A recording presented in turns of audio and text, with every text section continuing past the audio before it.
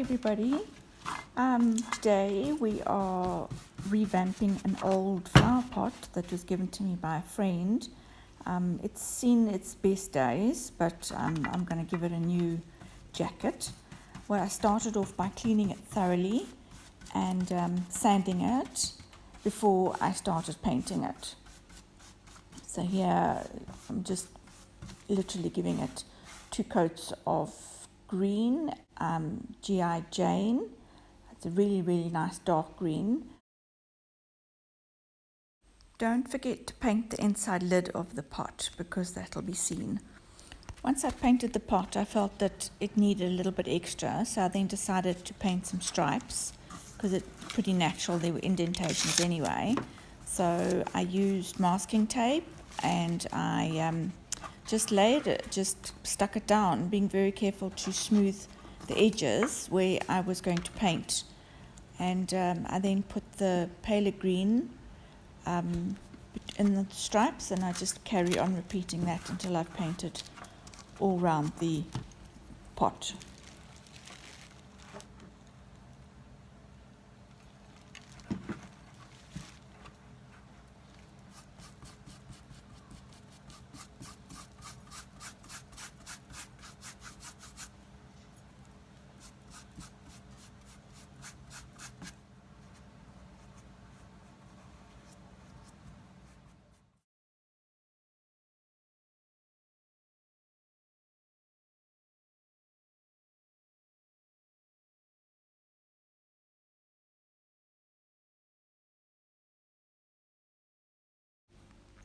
At this point, I realized that I had not exactly counted my stripes correctly and had made a bit of a faux pas, but that's what painting's all about. So I then covered up some of the stripes with some of my dark green paint, and I neatened up all my edges, and then I used a mask and did some stenciling over that, like a center panel.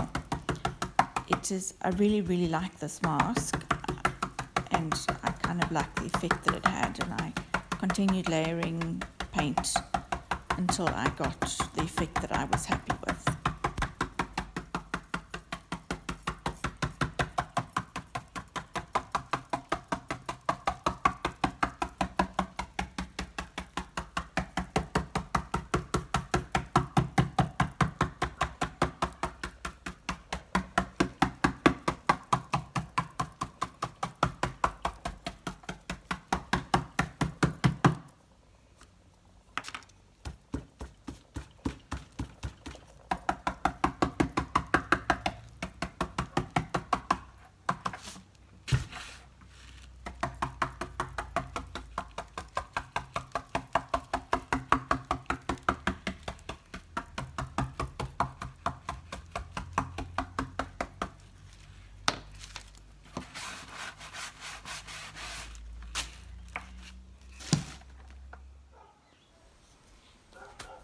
I continued layering paint. I used some vanilla.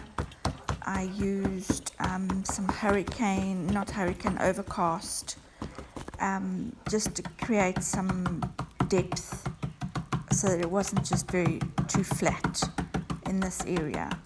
A little trick to keep the mask down is either use an adhesive spray, or you can even use Pritt. I use something called Tombow, which is from my scrapbooking, where I stuck glue onto the back, let it dry, and then it became a repositionable mask. So I could put it down and pick it up, and put it down and pick it up, made it much easier. Remember, when you're stenciling, to keep your brush dry. You do not want wet paint, because then it'll just mush everywhere. So you need to use paint, dab it off. I use an old tea towel. You take it off, and then you basically move the paint. You can lift it with your brush. I'm not using any fancy stencil brush. It's actually a brush that I cut myself because I don't have my stencil brushes. I don't have any stencil brushes, so I just made it stubbier. And it probably doesn't give me the best of textures, but it works for now.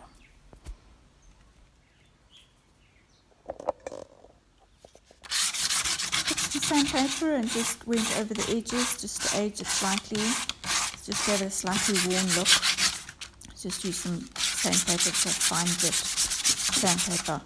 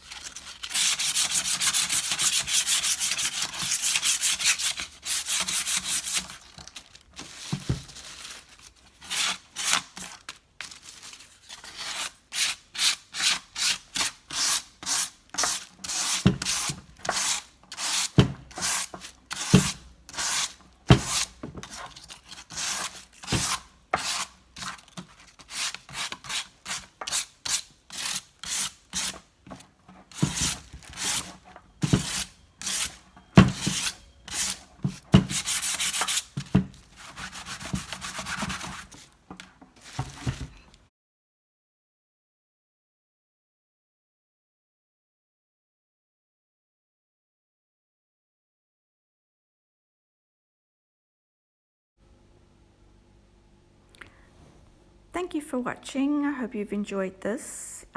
It's basically to show that your trash can become treasure.